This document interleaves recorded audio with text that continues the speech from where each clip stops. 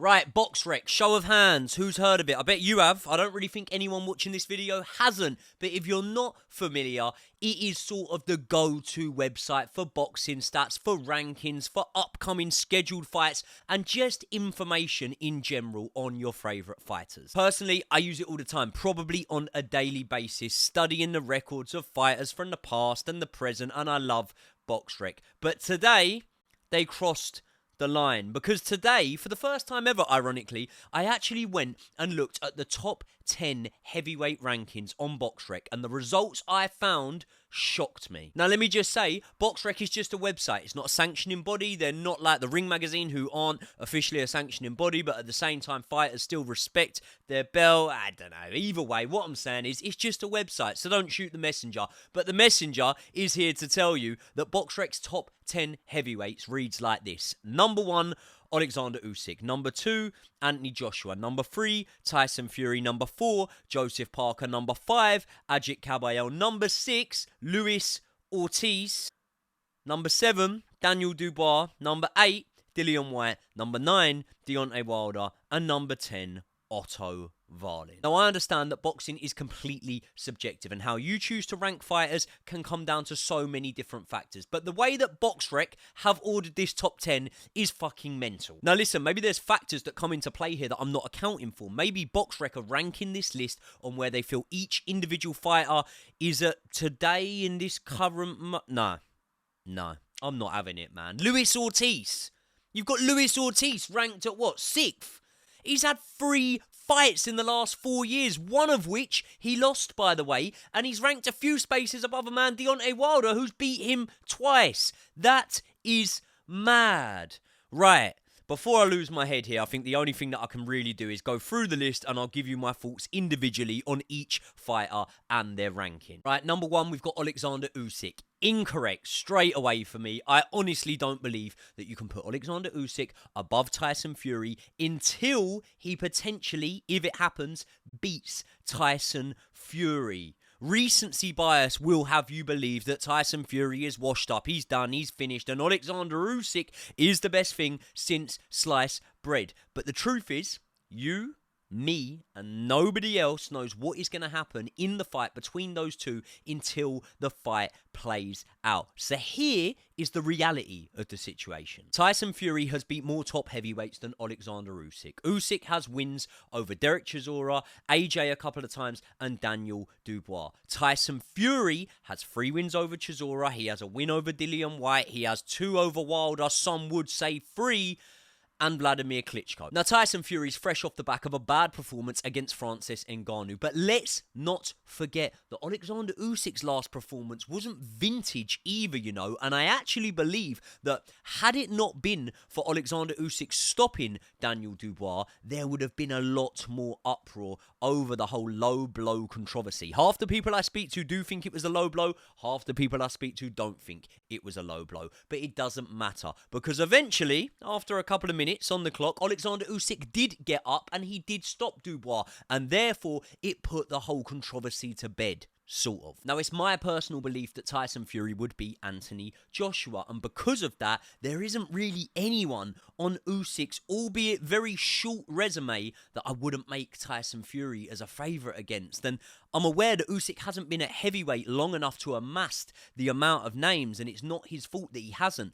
But when you look at it, Tyson Fury would probably start as a betting favourite against Anthony Joshua. He would definitely start as a betting favourite against Daniel Dubois. And we know what happens when Tyson Fury fights Derek Chisora. And therefore, there isn't a name on Usyk's resume so far that I don't think Tyson Fury would be. Does Alexander Usyk start as a betting favourite against the Deontay Wilder that Tyson Fury fought first time round?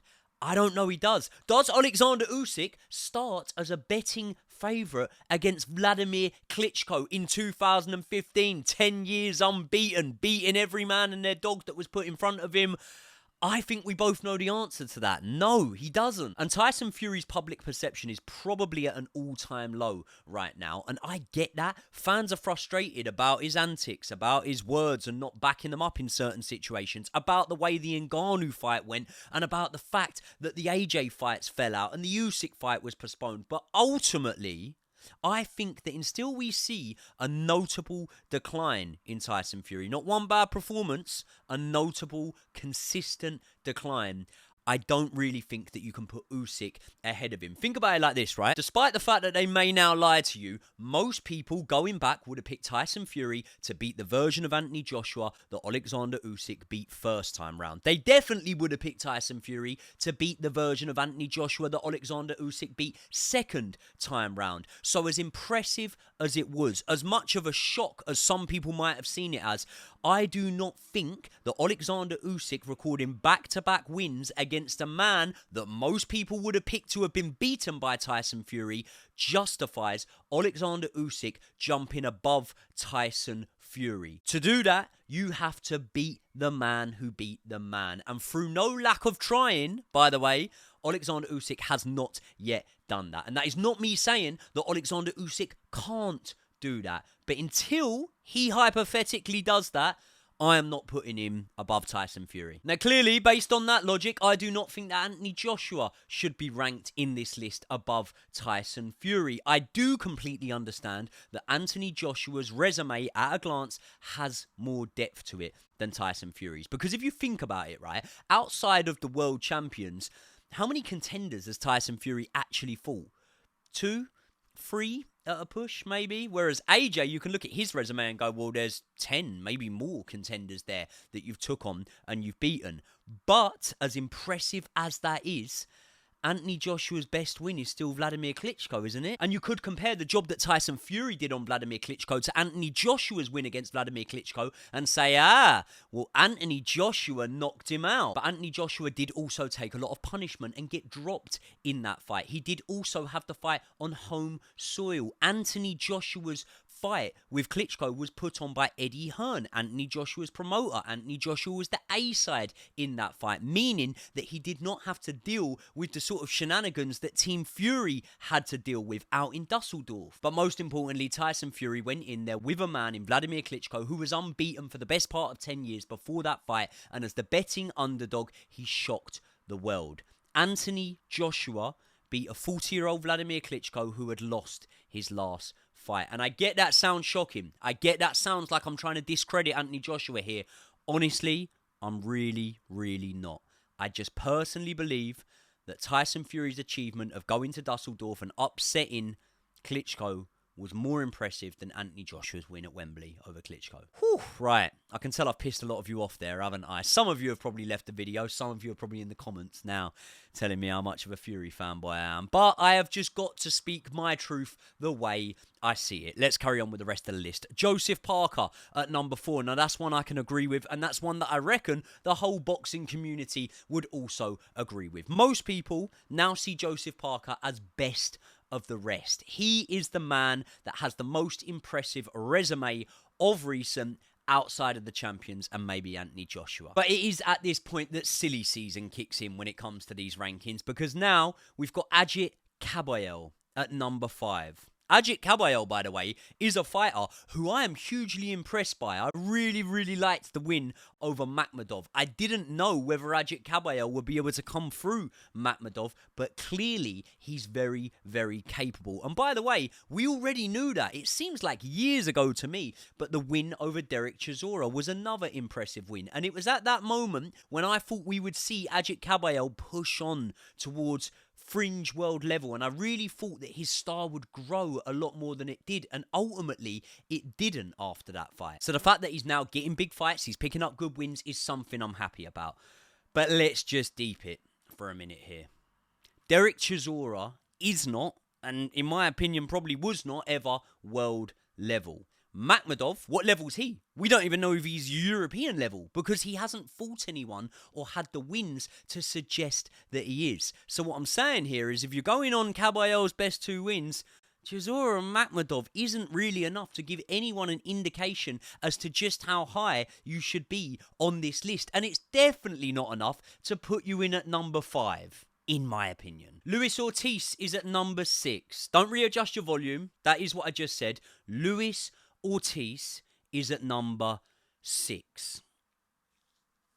This fucking pedhead is 45 years old, and the rest, if you believe the rumours. And yes, I understand that Luis Ortiz is a crafty Cuban who 10 years or so ago was considered a genuine heavyweight dangerman.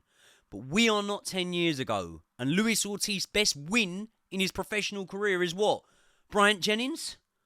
Charles Martin? Malik Scott? Who? You tell me. He's not even beat anyone. He's literally beat no one, and his last meaningful fight was against Andy Ruiz, who beat him, by the way, but doesn't have a spot in this top 10. So, good enough to beat Ortiz, but not good enough to get above him in the top 10. Makes sense. No, it doesn't. What's a load of shit? Yeah, this one's bad. I personally don't know whether Luis Ortiz is in the top 20. Listen, do you know what? This could age badly and it could make me look really naive here, but I'm going to go with it. I think Fabio Wardley probably beats Luis Ortiz right now, and that is no shame. A young man should beat a near-on 60-year-old Cuban heavyweight, as good as he may have been back in the day. Sorry. Number 7, we've got Daniel Dubois. I'm not going to argue with this one massively. Do I think that he deserves a top 10 ranking? Probably. If we did a 10-man heavyweight tournament, I definitely want to see Daniel Dubois in there. I also think that he can pull off a win on his day when luck goes his way against any of the top heavyweights. And I don't think I could say that for a Luis Ortiz, for example. So that is a reason why I don't really mind having Daniel Dubois in at number 7. However, if I was going to argue it, I would note that Joe Joyce, who has a win over Daniel Dubois, is lower than him in these rankings. I mean, where's Hrgović, Dubois' next opponent? Has he not done enough to maybe be ranked ahead of a Daniel Dubois? Daniel Dubois, best win is what? Jarrell Big Baby Miller. Hrgović has a win over Zhilei Zhang. You'd think he would go ahead of him. But even not Hrgović, let's think about other guys. What about Martin Bakole? He's ranked 17th on this list, by the way. Same amount of fights as Daniel Dubois. He's lost less times than Daniel Dubois. He's been stopped less times than Daniel Dubois. You look at the notable wins on Martin Bakole's resume, and you got Tony Yoka, you got Carlos Takam, you got Sergei Kuzmin. I'm not saying they're world beaters, but I would probably say they're all there or thereabouts in comparison to Jarrell Big Baby Miller. So the depth would be better in a Martin Bakole's resume. But for some reason, I don't know. And look, this isn't a debate of who is better out of Martin Bakole and Daniel Dubois. I'm just saying. Dillian Whyte and Deontay Wilder ranked 8th and 9th respectively. Some might have them higher, some might have them lower, but I personally have no problem with these two guys being ranked inside my top 10. But I suppose the real question is, who should be ranked higher out of these two? Because although Dillian Whyte has never won a world title, I would say in his wins, he's got some more impressive names than Deontay Wilder. Chisora twice, Joseph Parker, Oscar Rivas, Povetkin. Personally, I think that those names match up slightly better than the likes of Luis Ortiz, Dominic Brazil, Eric Molina, Bermain Stavern. However, if you say to me who has got more of a chance of beating one of the top guys like Fury, Usyk, AJ, out of Deontay Wilder and Dillian Whyte at this point moving forward, I would still probably say Deontay Wilder has more of a chance of beating any of those guys than Dillian Whyte does. And for that reason, I would still probably put Deontay Wilder ahead of Dillian Whyte. But I tell you who I wouldn't have ahead of Dillian Whyte, and that is Otto Wallin. Otto Wallin in the top 10. Why? Why? Because he schooled Dominic Brazil behind closed doors?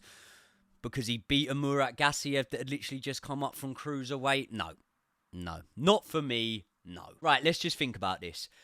Joe Joyce, Zhilei Zhang, Andy Ruiz, Hrgović, Martin Bakole, Jared Anderson, Frank Sanchez would all start as a betting favourite, in my opinion, if they were matched up against Otto Wallin in their next fight. However, none of these men can crack the top 10 on Boxrec. Now, you could say, well, you're only as good as your last fight, and the names that you've just read out have either lost last time out, they've been inactive, they've looked underwhelming in the last fight they had.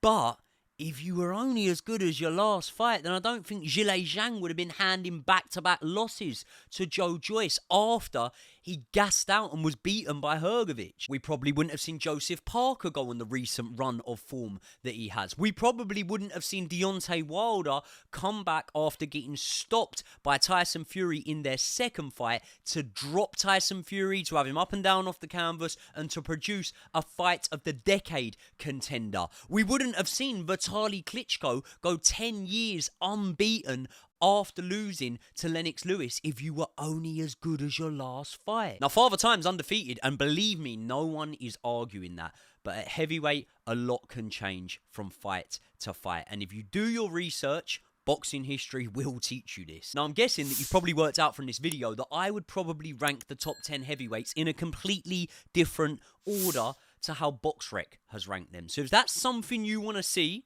let me know in the comment section below. I'll get on the case and I'll do another video where I give my official top 10 heavyweight rankings. People, thank you very much for making it round to the end of another video. I need you to do me a favor right now. Please, please, please hit the subscribe button. I'm a small channel on this boxing side. I'm still trying to build it up and I need your help. I need your support. So hit the subscribe button. Please smash the like right now. Let me know what you want to see videos on in the comment section below and I will see you all in the next one.